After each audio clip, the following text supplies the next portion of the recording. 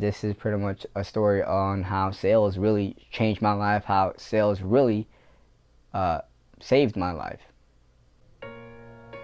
What is going on, guys? My name is Ray. If you are new to my channel, welcome.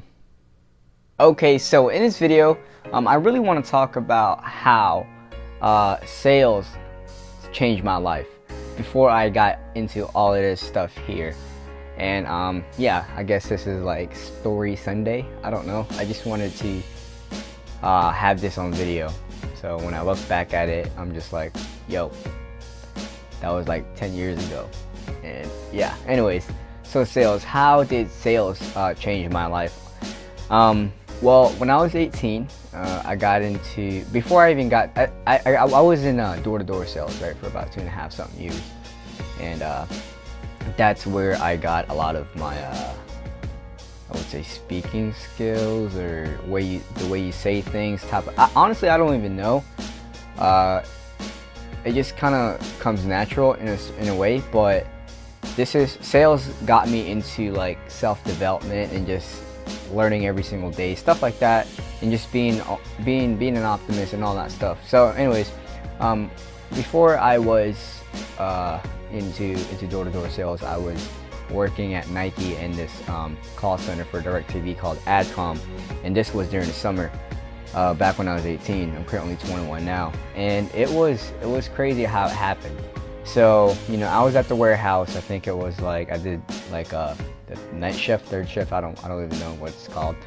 When you're like, it's just late at night, and then there's this guy. I forgot his name. I think his name was Jay. Let's just go with Jay, right? The letter J or something like that, because I know it started with J. And he told me about this company called CenturyLink, which was a cable company, right? Cable telephone company.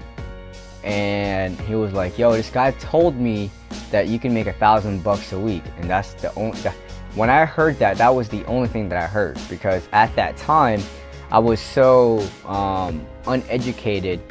Well, not really uneducated. I was just money hungry, money driven. My main focus was just getting the money. You know, that's why I was like working two jobs during that time when I was in Orlando.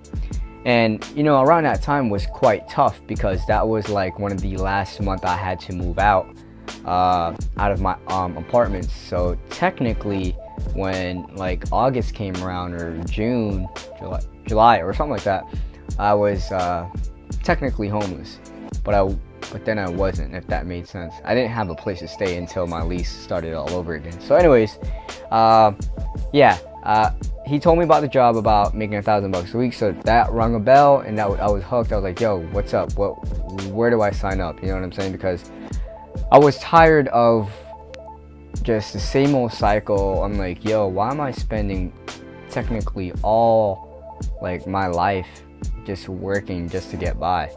And you know, at that time I didn't really have a lot of money. You know, I'm not saying I have a lot of money now, but it was just like a very hard, I wouldn't say a hard time, I guess you could say it, a hard time for me. And he gave me the number, okay, and I texted that person like, hey, as a matter of fact, he told me how he got the number. Jay told me how he got the number, which was he was at SeaWorld, and these two guys were going around trying to recruit people, right, for the team, for the sales job.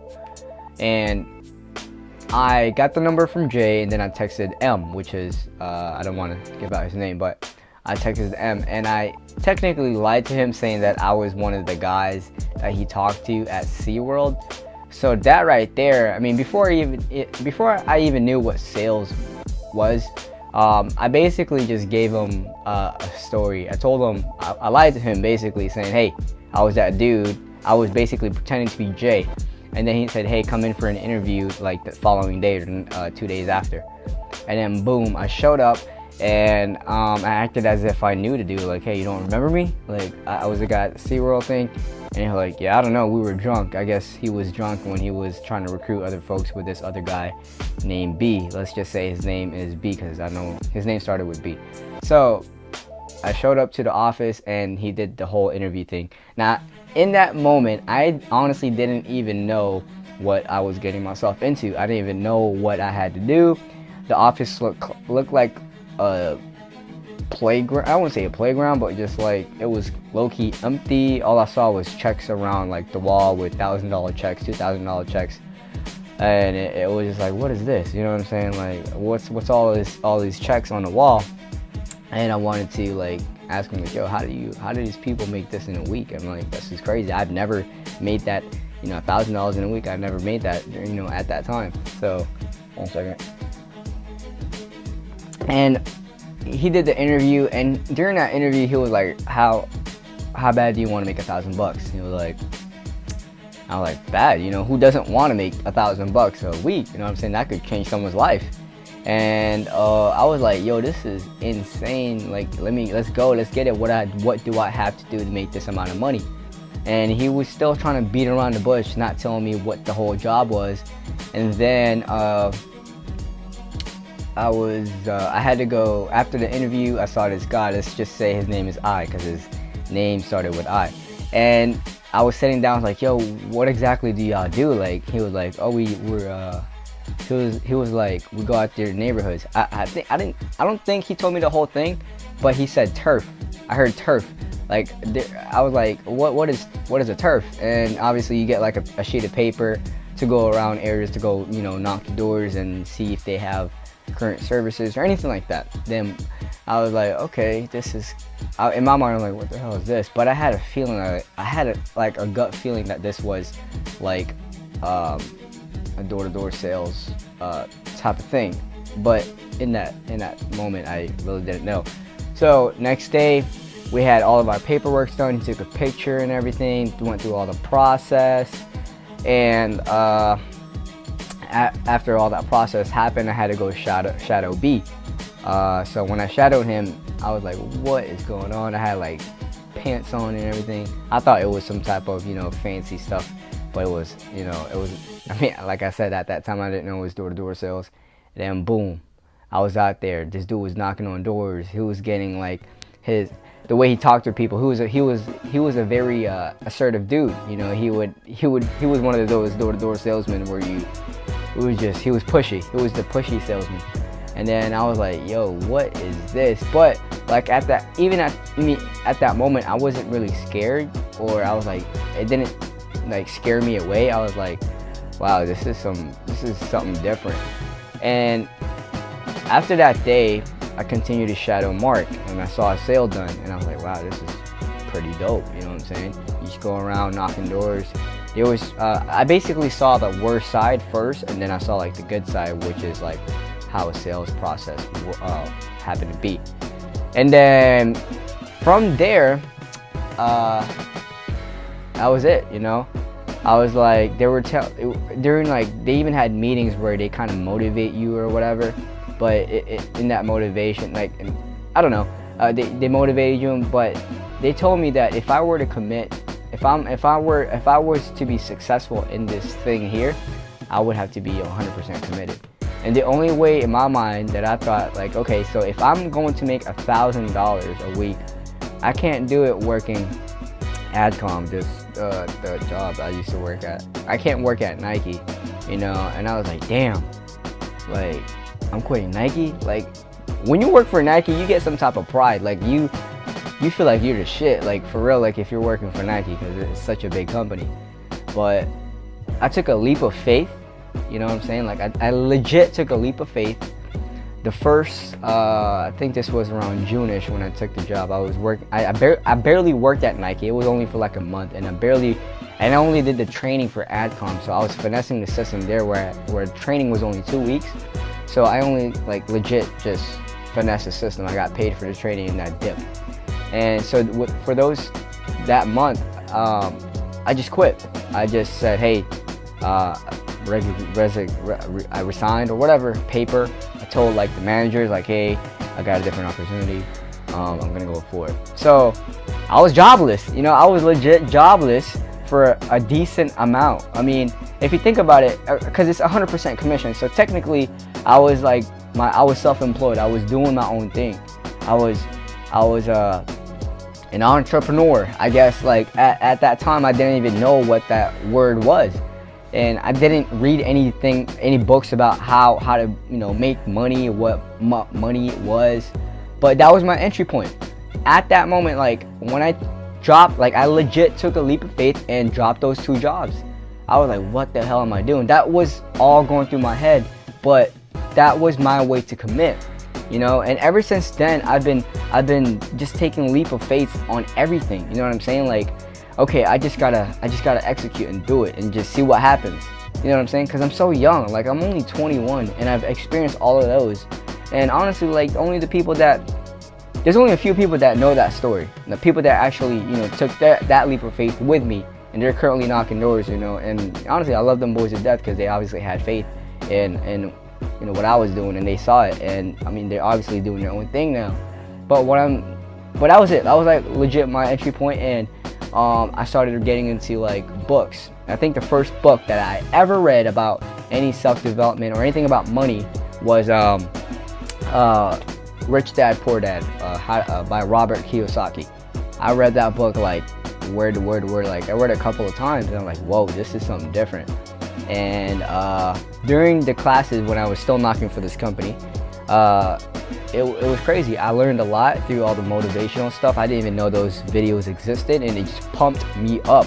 Like, when I was homeless, right, technically homeless, I was basically living in the same apartment but in the couches because we had to move out the rooms because they were doing inspections and all that stuff.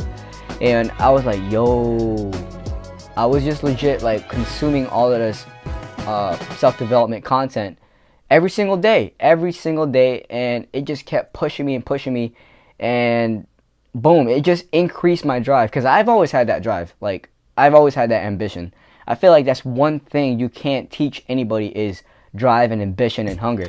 You can teach anybody anything, literally, if they had the time and effort to, like, you know, learn it. But that drive and ambition to, like, be more in life is something you really can't teach that. I mean, I feel like everybody has it, but I feel like they have to tap into it in a certain way. I don't know how to explain it, but you definitely have to tap into it. So anyways, yeah, for the first 3 months during that time when I was working, you know what I'm saying, when I was knocking doors for this company, I didn't get a single sale. I was just getting shitted on every single day for the first 3 months. I didn't get a sale. Like, man, is this even worth it? I was like, no, Ray, don't quit, man. There's that next door. That next door is gonna get you that next sale. That next door is gonna get you it. Boom. I was just telling my mind that over and over again.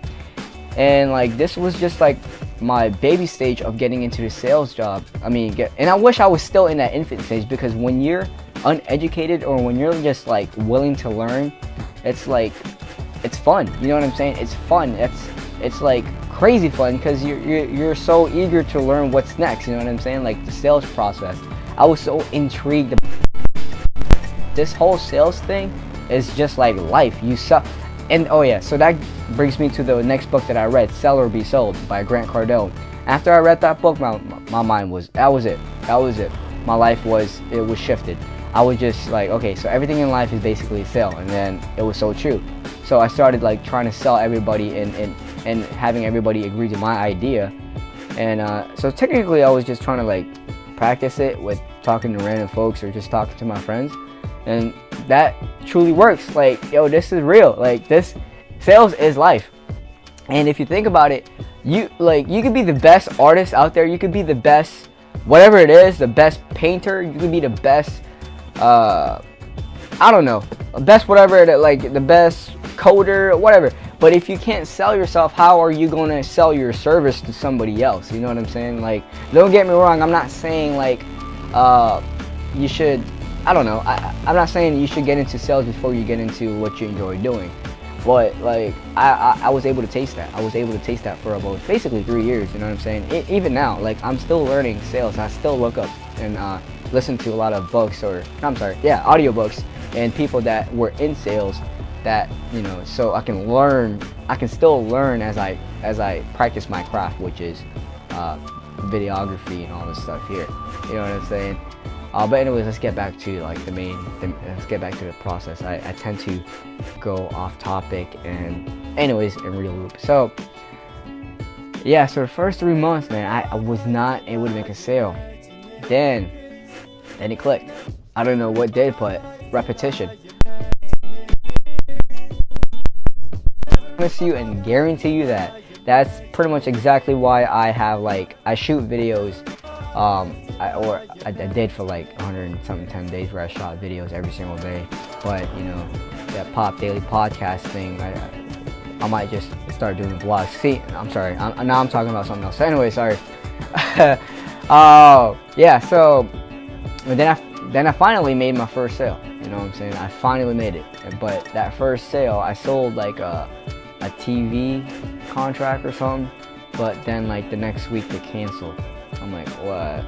They canceled.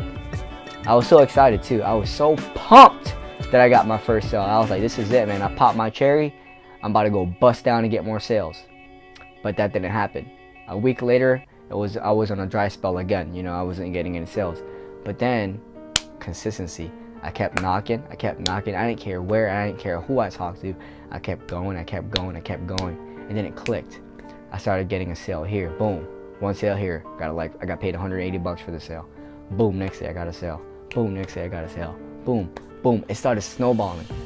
And then I would say about a good year into it, I made my first 1,000. And that was the most exciting thing. And then the next week I made 1,400, 1,200, 13, I think. I don't know. It just kept snowballing. I was like, yo, this is a lot of money. And yeah, so then fast forward, after working for that company, the company started going downhill from there for, you know, other reasons. I'm not gonna say it. And then I started working for this smart home security company, Vivint, and that right there was like boot camp for sales.